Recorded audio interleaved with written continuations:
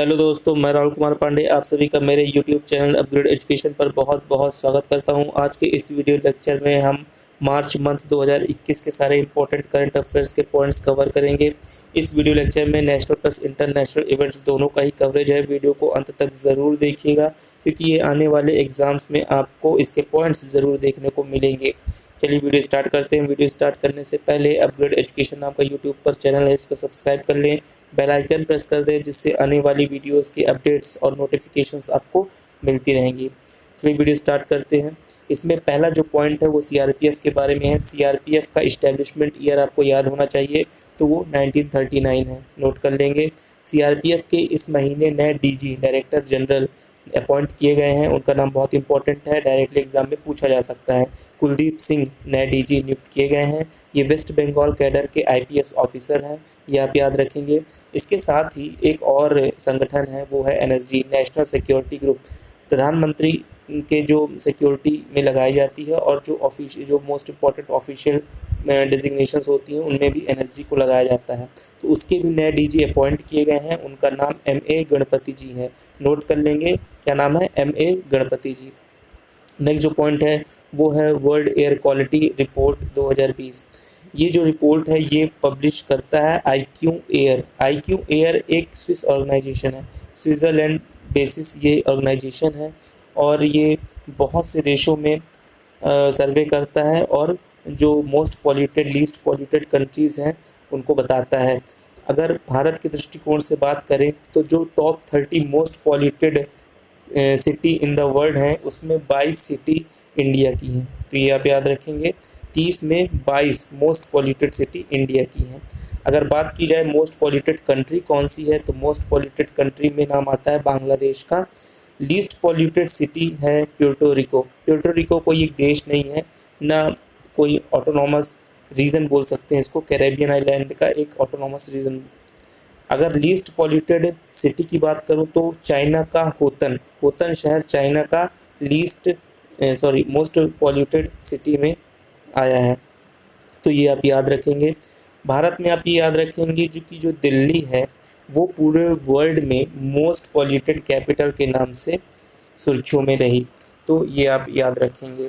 अगर दिल्ली की बात करें कि रैंक वाइज कौन सी रैंक है, तो 10th most polluted city in the world Delhi.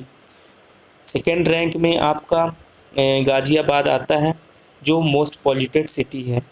पहली मोस्ट पॉल्यूटेड सिटी होतन है चाइना की, सेकेंड गाज़ियाबाद हमारे भारत की, तो ये आप याद रखेंगे। नेक्स्ट जो पॉइंट है वो है ऑस्कर के बारे में। बेसिकली ऑस्कर में एक बेस्ट एक्टर कैटेगरी नॉमिनेट किया गया है रिज अहमद को। पहली बार ऐसा हुआ है कि कोई मुस्लिम एक्टर नॉमिनेट किया गया है बेस्ट एक्टर के लिए ऑस्कर में। रिज अहमद उनका नाम है, ये मैंने पिक्चर लगाई है रिज अहमद जी की। ये जो हैं ये ब्रिटिश पाक सिटीज़न हैं, ब्रिटिश पाक एक्टर भी कह सकते हैं। इनको नॉमिनेट किया गया है, रिज अहमद नाम याद रखेंगे। नेक्स्ट जो पॉइंट है वो है तंजानिया के बारे में। तंजानिया में पहली बार ऐसा हुआ है कि कोई महिला राष्ट्रपति बनी है, उनका नाम याद रखेंगे सामिया सुलूहु हसन। सामिया सुलूहु हसन तंजानिया की पहली महिला राष्ट्रपति। तंजानिया की बात करें तो तंजानिया की जो कैपिटल है वो डोडोमा है, याद रखेंगे डोडोमा, और उसकी जो करेंसी है वो शीलिंग है। शीलिंग करेंसी जो ईस्टर्न अफ्रीका है वहाँ की जो कंट्री हैं वो यूज़ करती हैं शीलिंग। अगर वेस्ट अफ्रीकन कंट्रीज़ की बात करूं तो वेस्ट अफ्रीकन कंट्री यूज़ करती हैं फ्रैंक करेंसी, तो ये भी आप याद रखेंगे। नेक्स्ट जो पॉइंट है वो है मिनिस्ट्री ऑफ एक्सटर्नल अफेयर्स के नए स्पोक पर्सन अपॉइंट किए गए हैं। उनका नाम अरिंदम बागची है, मोस्ट इम्पॉर्टेंट पूछा जा सकता है। ग्लोबल रिसाइकलिंग डे की बात करते हो तो 18 मार्च को ग्लोबल रिसाइकलिंग डे बनाया जाता है। इसकी थीम बहुत इंपॉर्टेंट है, रिसाइकलिंग हीरोज़। ओके, ये मैंने तंजानिया की पिक्चर लगाई थी। तंजानिया की पिक्चर ये बेसिकली ईस्ट अफ्रीका का एक ईस्ट अफ्रीकन कंट्री है। इसकी नेबरिंग कंट्रीज आप ज़रूर याद रखेंगे जैसे Kenya, Uganda, Rwanda, Burundi, Malvi, Zambia. ये जो कंट्रीज़ हैं ये इसकी नेबरिंग कंट्रीज़ हैं, पूछी जाती हैं, याद रखेंगे। नेक्स्ट जो पॉइंट है वो है वर्ल्ड हैप्पीनेस रिपोर्ट के बारे में। वर्ल्ड हैप्पीनेस रिपोर्ट 2021 रिलीज़ की गई, किसके द्वारा, यूनाइटेड नेशंस के द्वारा। इसमें जो टॉप कंट्रीज़ थी वो ऑब्वियस सी बात है फिनलैंड ने सिक्योर किया है पहली रैंक, फिनलैंड, आइसलैंड। सेकंड में डेनमार्क ने और थर्ड में स्विट्ज़रलैंड ने। तो ये देश आप याद रखेंगे टॉप 3। वहीं अगर मैं इंडिया की बात करता तो इंडिया की इस बार रैंक है 139 पोजीशन पे रहा है। 2019-2020 में बात करूं तो 140 पोजीशन थी इंडिया की, इस बार एक रैंक बेटर है 139। बट ये एशिया सब कॉन्टिनेंट में बहुत गंदी स्थिति में है। क्यों है मैं आपको बताता हूं। क्योंकि चाइना की जो रैंक है वर्ल्ड हैप्पीनेस रिपोर्ट में, चाइना की रैंक है 84 और इंडिया की रैंक है 139। इससे आप इमेजिन करिए कि इंडिया की क्या स्थिति है। वहीं बात कर लेते हैं पाकिस्तान की, तो पाकिस्तान की रैंक है 105। बांग्लादेश की बात करूं तो उसकी रैंक है 101। तो जो हमारी नेबरिंग कंट्रीज है उसकी पोजीशन बहुत अच्छी है इंडिया के मुकाबले। अमेरिका की बात करें तो अमेरिका की पोजीशन 19। तो इंडिया की पोजीशन बहुत वर्स्ट है। इसका जो वर्ल्ड हैप्पीनेस रिपोर्ट का जो मापदंड है, जो ये इंडेक्स जारी हुआ, जो देश की रैंकिंग आई, वो कोविड-19 पैंडेमिक को लेकर है। इसमें ये था कि कोविड-19 को लेकर वहाँ के जो देश के लोग हैं वो क्या सोच रहे हैं regarding with government, regarding with the people. तो इस सब के बेसिस पर वहाँ इंडेक्स तैयार किया गया है और गवर्नमेंट का एक्शन क्या था, एक्शन प्लान क्या था कोविड को लेकर, उस बेसिस पर ये रैंक डिसाइड की गई थी। तो उस 139 पोजीशन बेकार है क्योंकि जो टोटल कंट्री हैं वो है 149, उसमें सिर्फ 10 का मार्जिन है। आप समझ सकते हैं कि क्या स्थिति रही होगी। बॉटम कंट्रीज़ की बात करूँ तो अफ़गानिस्तान सबसे नीचे है, वहीं जो दूसरा है वो जिम्बाब्वे। तो ये कंट्री बॉटम पे है, तो ये भी आप याद रखेंगे। नेक्स्ट जो पॉइंट है वो नीदरलैंड के बारे में है। नीदरलैंड की कैपिटल क्या है? एम्स्टर्डम। ये आप याद रखेंगे। नीदरलैंड के प्राइम मिनिस्टर फिर से अपॉइंट हो गए हैं मार्क रूटे जी। मैंने पिक्चर लगाई है मार्क रूटे जी की, ये है मार्क रूटे जी। ये साइकिलिंग का इनको बहुत शौक है। बेसिकली इन्वायरमेंट फ्रेंडली आदमी हैं और इन्वायरमेंट के लेकर बहुत एक्टिव रहते हैं। साइकिल से पार्लियामेंट आना, साइकिल से प्रेसिडेंट हाउस आना, ये इनका प्राइम मिनिस्टर हाउस आना, ये बेसिकली इनके शौक में से एक है। पिछले बार नरेंद्र मोदी जी जब नीदरलैंड गए थे तो उनको साइकिल गिफ्ट की थी। तो ये इससे आप इनके इन्वायरमेंट एक्टिवनेस देख सकते हैं कितनी है। अगर मार्क रूटे जी की मैं बात करूं तो ये 2010 से जो नीदरलैंड के प्रधानमंत्री हैं, तो ये भी आप याद रखेंगे। नेक्स्ट जो पॉइंट है वो है गांधी पीस प्राइज़ के बारे में। गांधी पीस प्राइज़ 2020 को किसको दिया गया है, एग्जाम में डायरेक्टली पूछा जा सकता है। तो ये बांग्लादेश के फादर ऑफ बांग्लादेश कहे जाते हैं बंग बंधु शेख मुजीबुर रहमान। ये बेसिकली जब 1971 में बांग्लादेश नया राष्ट्र बना भारत की मदद से, पाकिस्तान का बाइफर्केशन हुआ और बांग्लादेश बनता है, और इसमें वो बांग्लादेश के आर्मी चीफ हुआ करते थे शेख मुजीबुर रहमान। तो वो फादर ऑफ बांग्लादेश कहलाएं। आगे चल के शेख हसीना, इनकी जो बेटी हैं शेख हसीना, वो बांग्लादेश की प्रधानमंत्री बनी। तो ये आप याद रखेंगे। और गांधी पीस प्राइज़ इन्हीं को दिया गया है, शेख मुजीबुर रहमान। नेक्स्ट जो पॉइंट है वो है विवेक मूर्ति जी के बारे में। विवेक मूर्ति जी एक इंडियन भारतीय मूल निवासी हैं, इंडियन ओरिजिन के एक डॉक्टर हैं और इन्हें सर्जन जनरल बनाया गया है अमेरिका के राष्ट्रपति का। तो अपने आप में बहुत बड़ी अचीवमेंट है, नाम याद रखेंगे विवेक मूर्ति। नेक्स्ट जो पॉइंट है वो है इंटरनेशनल डे ऑफ हैप्पीनेस के बारे में। इंटरनेशनल डे ऑफ हैप्पीनेस में बेसिकली किस दिन मनाया जाता है, तो 20 मार्च को इंटरनेशनल डे ऑफ हैप्पीनेस मनाया जाता है। इसकी जो थीम बहुत इंपॉर्टेंट है, बी काम, बी अंडरस्टैंडिंग, बी काइंड। याद रखेंगे, बी काम, be understanding, be kind. Next जो पॉइंट है, पाकिस्तान के एयरफोर्स के नए चीफ बनाए गए हैं, उनका नाम है जाहिर अहमद बाबर सिद्धू। तो नाम याद रखेंगे, पूछा नहीं जाता बट एक नॉलेज के तौर पर आप इसको याद रखेंगे। नेक्स्ट जो पॉइंट है वो है चमेली देवी अवार्ड के बारे में। चमेली देवी अवार्ड किसे दिया जाता है, तो महिलाओं में जो जर्नलिस्ट होती हैं वो आउटस्टैंडिंग जिनका परफॉर्मेंस होता है उनको चमेली देवी अवार्ड दिया जाता है। Basically outstanding women media person को ये चमेली देवी अवार्ड दिया जाता है। इस बार का अवार्ड दिया गया है नीतू सिंह जी को, तो ये आप याद रखेंगे। नेक्स्ट जो पॉइंट है वो चीफ मिनिस्टर चिरंजीवी स्कीम के बारे में है। राजस्थान से एसोसिएटेड है, डायरेक्टली पूछा जाता है, स्कीम्स दे दी जाती हैं, राज्य पूछ लिया जाता है, तो याद रखेंगे। मुख्यमंत्री चिरंजीवी स्कीम राजस्थान से संबंधित है। इस स्कीम के तहत क्या होगा, तो जो हेल्थ इंश्योरेंस स्कीम है वो दी जाएगी। अभी हाल ही में देखा गया है कि कोविड-19 में जो हेल्थ इंश्योरेंस प्राइवेट सेक्टर्स जो इंश्योरेंस कंपनीज़ हैं वो क्लेम नहीं दे रही हैं, है ना, डिफ़ॉल्ट कर जा रही हैं, जिसकी वजह से सरकार इनिशिएटिव ले रही है और एक सरकारी तंत्र डेवलप कर रही है हेल्थ इंश्योरेंस को लेकर, हेल्थ इंश्योरेंस स्कीम को लेकर। तो उसी में एक पहला कदम है राजस्थान का चिरंजीवी स्कीम के रिगार्डिंग। नेक्स्ट जो पॉइंट है वो है वर्ल्ड ओरल हेल्थ डे के बारे में। 20 मार्च को वर्ल्ड ओरल हेल्थ डे मनाया जाता है, याद रखेंगे। इसकी जो थीम है वो बहुत इंपॉर्टेंट है, be proud of your mouth, ये थीम आप याद रखेंगे। नेक्स्ट जो पॉइंट है वो है world largest floating solar farm के बारे में। ये सिंगापुर में मनाया जा रहा है। एक अभी सुर्खियों में रहा है एक और news, world largest floating solar power plant. तो ये कहाँ पे बनाया गया था? ये मध्य प्रदेश में बनाया जा रहा था, ओंकारेश्वर डैम पर। 600 मेगावाट का इलेक्ट्रिसिटी प्रोडक्शन वहाँ पे होना था। बट ये सोलर फार्म है तो कंफ्यूज मत होइएगा, ये सिंगापुर में बनाया जाएगा। नेक्स्ट जो पॉइंट है वो है एमलगम डार्ट के बारे में। ये एक मिलिट्री एक्सरसाइज का नाम है, air force exercise, sorry military exercise नहीं, ये एयरफोर्स एक्सरसाइज है। अमेरिका और कनाडा के बीच में ये एयरफोर्स एक्सरसाइज करवाई जाएगी। बहुत इंपॉर्टेंट है, एमलगम डार्ट डायरेक्टली पूछा जाएगा किन दो देशों के बीच में करवाया जाता है। नेक्स्ट जो पॉइंट है वो वर्ल्ड वाटर डे के बारे में, मोस्ट इंपॉर्टेंट डायरेक्टली पूछा जाता है कब मनाया जाता है, तो 22 मार्च को मनाया जाता है वर्ल्ड वाटर डे। इस बार की थीम बहुत इंपॉर्टेंट है, valuing water, valuing water. Next जो पॉइंट है वो है world TB day, tuberculosis day के बारे में 24 मार्च को मनाया जाता है। इसकी थीम इस बार है the clock is ticking, the clock is ticking is the theme of world TB day, most important directly पूछा जाएगा, याद कर लेंगे।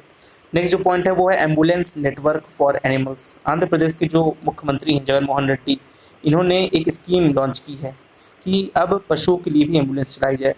ऐसी 175 एम्बुलेंस आंध्र प्रदेश के चीफ मिनिस्टर ने चलाई है, जिसमें जो कुत्ते हो गए, गाय हो गए, जो भी एनिमल्स हैं, उनमें जब इमरजेंसी नंबर पे कॉल किया जाएगा तो एनिमल्स के लिए भी एम्बुलेंस अवेलेबल होगी।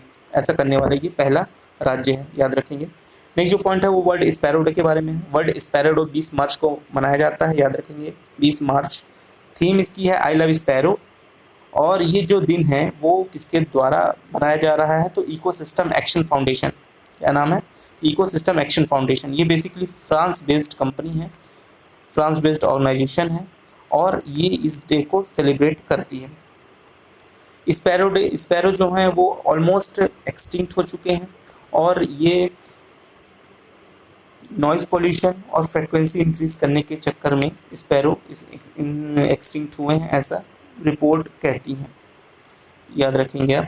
स्पैरो की पिक्चर ये है, अगर आप भूल गए हों तो इन्हें देख के याद कर लीजिएगा। नेक्स्ट जो पॉइंट है वो है सामर अभियान के बारे में। सामर अभियान झारखंड गवर्नमेंट चला रही है। इसका एक मेन एम ये है कि मल न्यूट्रिशन और एनीमिया, कुपोषण और रक्त की कमी से जो रोग होता है एनीमिया, इनको हटाना है, इनको दूर करना है। झारखंड गवर्नमेंट का ये लक्ष्य है इस सामर अभियान के द्वारा। सामर का फुल फॉर्म आप याद रखेंगे, strategic action for alleviation of मल न्यूट्रिशन एंड एनीमिया रिडक्शन। जैसे मैंने आपको बताया, मल न्यूट्रिशन और एनीमिया को रिड्यूस करने के लिए अभियान चलाया जा रहा है। नेक्स्ट जो पॉइंट है वो PUBG anti terror military exercise के बारे में। पबजी नहीं है ये, है ना, पबजी है।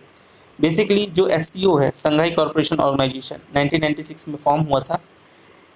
इनकी जो 8 देश हैं, सदस्य देश हैं, उन्होंने डिसाइड किया है कि एंटी टेरर एक्सरसाइज की जाएगी इन 8 देशों के बीच में, और ये आप याद रखेंगे, इसका नाम PUBG anti terror military exercise. Okay. Next जो पॉइंट है वो प्रिट्जकर आर्किटेक्चर प्राइज़। आर्किटेक्चर के क्षेत्र में ये जो प्राइज़ है प्रिट्जकर प्राइज़, वो सबसे एमिनेंट प्राइज़ है, आर्किटेक्चर का नोबेल भी कहा जाता है। 2021 में किसको दिया गया है? तो एनी लेकोटन और फिलिप वैसल को। अच्छा, कीवर्ड्स इसमें आप डिसाइड कर लिया करिए, जैसे लेकोटन हो गया, इसका वैसल हो गया। MCQ में जो आते हैं, जो 1 2 3 4 ऑप्शंस होते हैं, उसमें आप लेकोटन और वैसल्स देखेंगे तो आप इसलिए टिक कर सकते हैं। तो keywords is the most important point, कि अगर आप इसको पिक कर लिया तो बहुत ज़्यादा MCQs आप सॉल्व कर पाएंगे। नेक्स्ट जो पॉइंट है वो है इंटरनेशनल डे ऑफ फॉरेस्ट के बारे में। 21 मार्च को इंटरनेशनल डे ऑफ फॉरेस्ट मनाया जाता है, मोस्ट इंपॉर्टेंट डे, आपको पता होना चाहिए। विश्व मौसम विज्ञान दिवस, world meteorological day. World meteorological day 23 मार्च को मनाया जाता है, ये डायरेक्टली पूछा जाता है, आपको पता होना चाहिए। थीम इसकी बहुत इंपॉर्टेंट है, the ocean our climate and weather. The ocean our climate and weather. Climate और वेदर में क्या अंतर होता है? वेदर जो होता है वो प्रेजेंट सिनेरियो में क्या सिचुएशन है वो होता है। क्लाइमेट क्या होता है कि जो वेदर पिछले 5-10 साल से सिमिलर है तो उसको हम क्लाइमेट कह देते हैं। वेदर में भी ये चेंज हो सकता है कि इस साल बहुत ज़्यादा गर्मी पड़ी, अगले साल बहुत कम, या रेनफॉल बहुत ज़्यादा हो गई, तो वो वेदर हुआ। बट क्लाइमेट क्या होता है, मान लो 5 साल से वहाँ वर्षा हुई ही नहीं, तो वो वहाँ का क्लाइमेट है। बात समझ में आ रही है?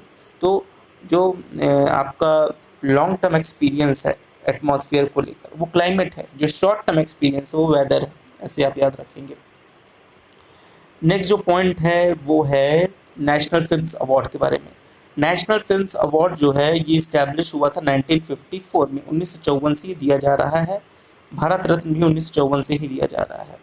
अगर मैं बात करूं कि ये कौन सा एडिशन था, तो वो आपको याद होना चाहिए, 67th एडिशन था, ठीक है, नेशनल फिल्म फेस्टिवल का, national film awards. Best film किसको दिया गया है, तो छिछोरे फिल्म, जो सुशांत सिंह राजपूत के द्वारा बेस्ट मतलब लीड रोल में थे छिछोरे में, उसको बेस्ट फिल्म दिया गया है award. Best actor Manoj Vajpayee ji को दिया गया है, और धनुष जो साउथ इंडियन एक्टर उनको दिया गया है। बेस्ट एक्ट्रेस कंगना रनावत जी को दिया गया है, तो ये आप याद रखेंगे। मोस्ट फ्रेंडली स्टेट का दर्जा किसे दिया गया, तो सिक्किम को मोस्ट फ्रेंडली स्टेट बतलाया गया है इस अवार्ड में। नेक्स्ट जो पॉइंट है वो वर्ल्ड डाउन सिंड्रोम के बारे में है। वर्ल्ड डाउन सिंड्रोम जो होता है वो एक जेनेटिक डिसऑर्डर है। बात करते हैं कि हमारे जो बॉडी में क्रोमोसोम्स की मात्रा है वो 23 पेयर की होती है। अगर 23 पेयर में 21st पेयर का जो क्रोमोसोम होता है, अब क्रोमोसोम मैंने बोला कि पेयर में होते हैं ना, तो क्रोमोसोम 21st वाला जो होता है इसमें 2 क्रोमोसोम्स होंगे, तो 2 क्रोमोसोम एक्स और वाई होगा। बट ये जो डिसऑर्डर है डाउन सिंड्रोम, इसमें क्या होता है कि एक तीसरा एक्स वाई के अलावा एक तीसरा ट्राइसोम बन जाता है, मान लेते हैं ये अल्फ़ा है, तो इसकी वजह से ये डिसऑर्डर क्रिएट होता है। इसमें ये देखा गया है कि जिसमें डाउन सिंड्रोम अगर हो जाता है, उसमें जो न्यू बेबी बॉर्न होता है उसमें जो मेंटल हेल्थ होती है वो बहुत लेट डेवलप होती है, जो फिजिकल एबिलिटी वो बहुत लेट डेवलप होती है, जो आईक्यू सेंस है वो बहुत लेट डेवलप होता है। इन शॉर्ट कि जो व्यक्ति 20 साल का है तो उसकी बुद्धि, उसकी फिजिकल एक्टिवनेस वो 10 साल के बराबर होगी, वो 5 से 10 साल पीछे रहता है किसी आम बच्चों से। तो ये इस जेनेटिक डिसऑर्डर में देखा गया है। तो इससे अवेयरनेस के लिए 21 मार्च को ये वर्ल्ड डाउन सिंड्रोम बनाया जाता है। इसकी थीम बहुत इंपॉर्टेंट है, वी डिसाइड, तो ये भी आप याद रखेंगे। मैंने एक पिक्चर लगाई है जो कि डाउन सिंड्रोम से प्रभावित लड़का है, इसको आप देखिए, तो इसकी जो फेशियल एक्सप्रेशन है ये कहीं ना कहीं जो इसकी एक्चुअल एज होगी उससे वो 10 साल पीछे रिएक्ट करेगा। तो ऐसी कुछ चीज़ें देखने को मिलती हैं जो डाउन सिंड्रोम से प्रभावित लड़के होते हैं। नेक्स्ट बात करते हैं गैसवैक्स के बारे में। गैसवैक्स एक मिलिट्री एक्सरसाइज है। इसका फुल फॉर्म है ग्रुप अरेबियन सी वॉरफेयर। ग्रुप अरेबियन सी वॉरफेयर याद कर लेंगे, लिख लेंगे। इसमें जो देश हैं जो पार्टिसिपेट कर रहे हैं वो बहुत इंपॉर्टेंट है। एक अमेरिका हो गया, दूसरा बेल्जियम, तीसरा फ्रांस, चौथा जापान। तो याद रखेंगे 4 देश हैं जो इस मिलिट्री एक्सरसाइज में पार्टिसिपेट करेंगे। नेक्स्ट जो पॉइंट है वो है रोड सेफ्टी वर्ल्ड सीरीज़ हुई है, T20 वर्ल्ड सीरीज़। बेसिकली ये छत्तीसगढ़ में आपके रायपुर स्टेडियम इसका फाइनल मैच हुआ था। इसमें बेसिकली 6 देश के जो पुराने भूतपूर्व खिलाड़ी रहे हैं, जो लीजेंड्स एक प्रकार से अपने टीम के रहे हैं, उन्होंने अपने टीम को लीड किया और ये T20 सीरीज़ खेली। इसमें इंडिया की तरफ से आपको सचिन तेंदुलकर दिखेंगे और इस सीरीज़ में ये इंडिया लीजेंड ही जीती भी है, इसलिए आप ये याद रखेंगे। South Africa, West Indies, India, England, Sri Lanka and Bangladesh, इन देशों ने इस सीरीज़ में पार्टिसिपेट किया और इंडिया लीजेंड ने इस सीरीज़ को जीता। नेक्स्ट जो पॉइंट है वो है द लास्ट 4 मिनट्स। ये जो किताब है ये लिखी किसने है, विश्वरूप चौधरी ने लिखी है, तो ये आप याद रखेंगे। सिप्ला जो एक बहुत ही बड़ी फार्मास्यूटिकल कंपनी है, पिल्स बनाती है, मेडिसिन इक्विपमेंट्स बनाती हैं, उसके नए MD CEO नियुक्त किए गए हैं, वो हैं उमंग बोहरा जी।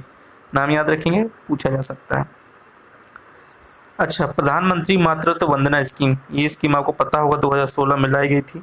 वैसे तो 2010 में यूपीए गवर्नमेंट ने इस स्कीम को लाया था, बट 2016 में एनडीए के द्वारा ये रिवाइव कर दिया गया, मतलब फिर से इसको लाया गया। तो ये आप याद करेंगे।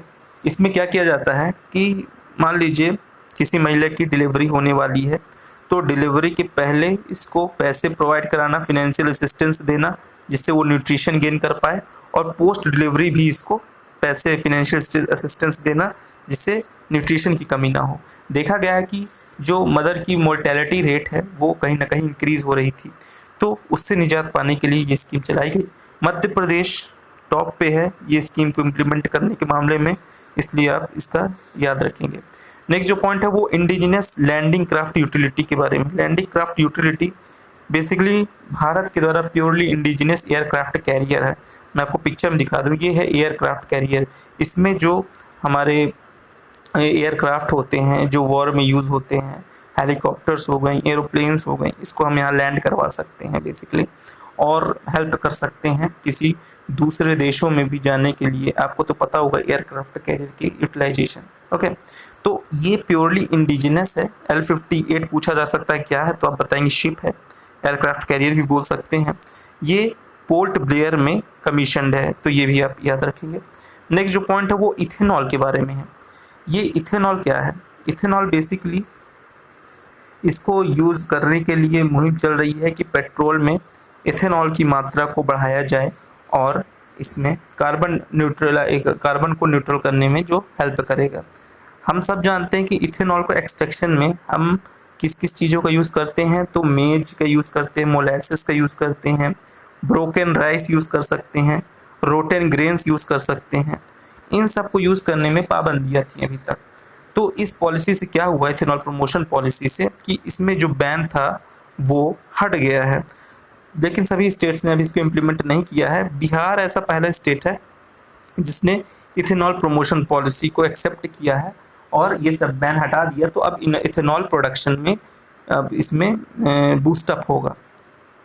तो बिहार ऐसा करने वाला पहला राज्य बन गया है, तो ये आप याद रखेंगे। वीडियो को अंत तक देखने के लिए बहुत बहुत धन्यवाद। इसमें जितने भी पॉइंट्स हैं वो आप बहुत अच्छे से कवर कर लेंगे।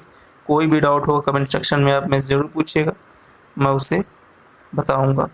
और इसमें जितने भी पॉइंट्स हैं वो एग्ज़ाम के पॉइंट ऑफ व्यू से बहुत इंपॉर्टेंट है, नोट्स बना लीजिएगा। बहुत बहुत धन्यवाद।